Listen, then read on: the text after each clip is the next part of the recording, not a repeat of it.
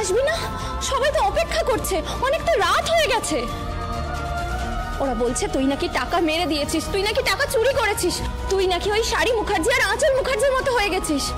আমি জানতাম এগুলো বলবে ওরা। আমি টাকা নিয়ে আসছি, এসে তোকে সব বলবো। আসছি আমি এক্ষুনি আসছি। আয় তাড়াতাড়ি।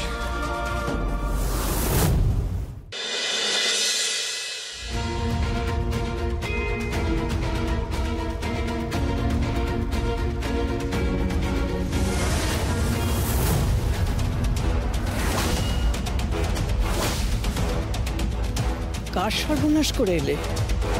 মা কি বলছো তুমি? আমি কেন কারো কোনো সর্বনাশ করে আসবো? সর্বনাশ তো করেছো। জানো তো, শুনেছিলাম যে মানুষ যে গাছের ডালে বসে সে ডালটা কখনো কাটে না, কিন্তু তুমি তো গাছটাই কেটে ফেলেছো, ডাল নয়। গাছ মানে? কোন গাছের কথা বলছো তুমি প্রাণী? শোলক আর শাড়ি, এরা গাছ, এরা মূল শেকড় বাকড় ছড়িয়ে সংসারটাকে আটকে রাখে। আর এরা হচ্ছে বাড়ির বউ, কিন্তু এদের যদি সংসারটাকে উপড়ে ফেলো তাহলে তো সংসারটা নষ্ট হয়ে যাবে। এসব তুমি কি করছো? কি কেন করছো? এসবের কি প্রয়োজন? হ্যাঁ, অনেক তো হলো, এবার অন্তত থামো তোমরা। প্লিজ প্লিজ প্রিয়দর্শিনী, তুমি আমার মেয়ে, তোমাকে আমি সাবধান করে দিচ্ছি, এবার তুমি থামো। মম, তুমি যদি এটা শাসনের সুরে আমাকে বলে থাকো তাহলে আমি অবশ্যই মেনে নিচ্ছি, কিন্তু যদি তুমি এটা হুকুমের সুরে বলো তাহলে কি করবে তুমি? হ্যাঁ, কি করবে? সহবত, ভদ্রতা, মায়ের সঙ্গে কি করে কথা বলতে হয় সব কি ভুলে গেছো তুমি? না না মম, আমি কিচ্ছু ভুলি না, কিন্তু তুমি একটু মাথায় রাখো, তুমি যাদের হয়ে কথা বলছো না তারা আমার পছন্দের তালিকায় নেই, তাদের আমি পছন্দ করি না মম, আমি হেট দেম। আমি শোলককে ঘৃণা করি, আমি শাড়িকে ঘৃণা করি মম, আমি ওদের সঙ্গে সংসার করতে পারবো না, এই বাড়িতে একসঙ্গে থাকতে পারবো না, এটা মম প্লিজ তুমি মাথায় রাখো। ও তাই বুঝি?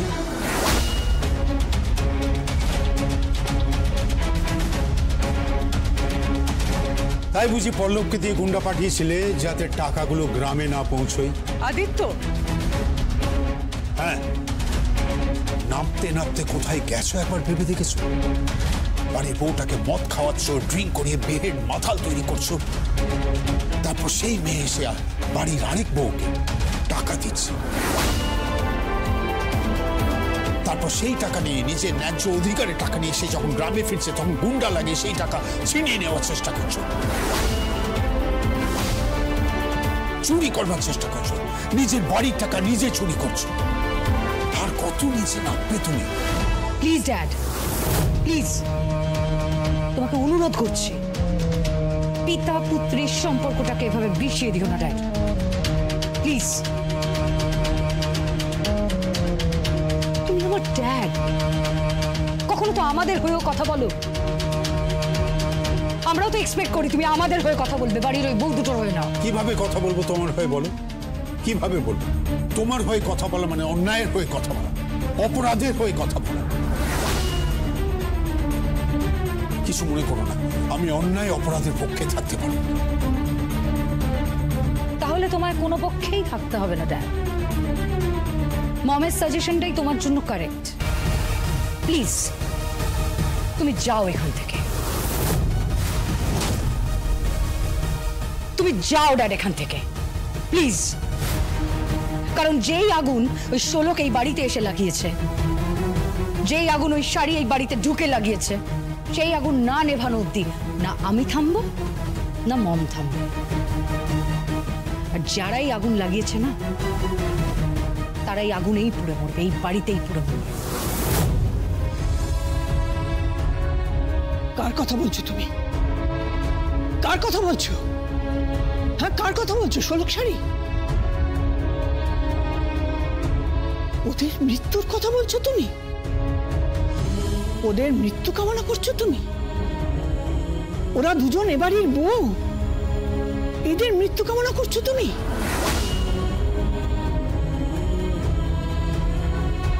প্রিয়দর্শিনীর দুই সন্তানের ভালোবাসা ওরা, ওরা বউ ওদের, ওরা রীতিমতো অগ্নিসাক্ষী করে বিয়ে করে ওদের এ বাড়িতে নিয়ে এসেছে।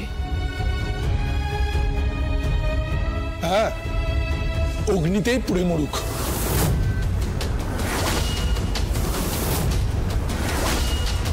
কি বলছো কি তুমি? হ্যাঁ, ঠিকই বলছি, অগ্নিতেই পুড়ে মরুক। পল্লব! না,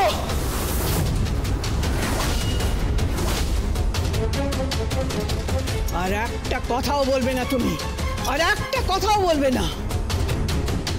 সারা জীবন আমি ভুল করে এসেছি, আজকে আমি সেই ভুলের প্রায়শ্চিত্ত করছি। আর আমার ছেলেমেয়েরা এখন দেখছি সেই ভুলটাকে আঁকড়ে ধরে একের পর এক ভুল করে চলেছে। আমি কিন্তু সাবধান করে দিচ্ছি, যদি শোলক শাড়ি কোনো ক্ষতি করবার চেষ্টা করো তাহলে প্রিয়দর্শিনী তোমাকে কিন্তু ঘর ছাড়তে হবে।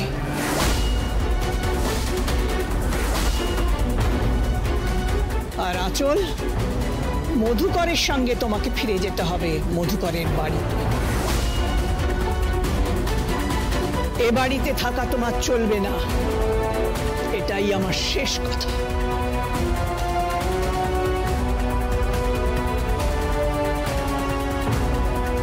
না মা, এই বাড়ি ছেড়ে চলে যাওয়ার তো কোনো প্রশ্নই ওঠে না। হ্যাঁ, বরং ওনার বৃদ্ধাশ্রমে যাওয়ার সময় এসেছে। কি বলছো কি আসল? তুমি কি বলছো? উনি তোমার গ্র্যানি হন, প্রিয়দর্শিনী তোমার মা, আর ওনাকে তুমি বৃদ্ধাশ্রমে? হ্যাঁ, বয়স হয়ে গেছে, ভীমরতি ধরেছে মায়ের, থাপ্পড় মেরে গেল বাইরে দুটো মজুর মেয়ের জন্য, যারা ডেলি লেবার, যাতে কোনো ক্লাস নেই, স্ট্যান্ডার্ড নেই। রাস্তা থেকে উঠে আসা দুটো ভিখিরির মতো মেয়ের জন্য আমাকে থাপ্পড় মেরে গেল। ভীমরতি ধরেছে মায়ের। দিদি, তুমি মাকে বৃদ্ধাশ্রমে পাঠানোর ব্যবস্থা করো, নাহলে এই লড়াইয়ে তোমরা হেরে যাবে। শোলক, শোলক তোমাদের টপকে যাবে। হ্যাঁ, শোলক তোমাদের টপকে যাবে।